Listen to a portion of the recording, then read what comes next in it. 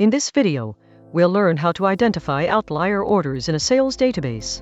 Specifically, we'll flag orders whose value is at least 3 times higher than the average order value. This is a common technique to detect unusual transactions that may require further analysis. Let's first take a look at the schema of our orders table and some sample data.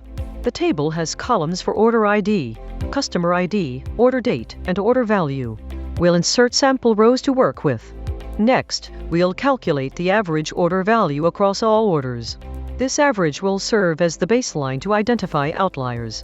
We use the AVG aggregate function in SQL for this purpose. To flag outlier orders, we'll write a query that compares each order's value against 3 times the average order value. We'll use a subquery to compute the average and then filter orders exceeding this threshold. For better readability and efficiency, let's use a common table expression or CTE. We first calculate the average order value once, then join this with the orders to flag outliers. Sometimes, outliers are better detected within groups, like per customer or per month. Let's extend our query to flag outliers relative to the average order value per customer. To summarize, we've learned how to calculate average order values and flag orders that are 3 times higher using subqueries and CTEs. This method helps highlight unusual transactions efficiently in SQL.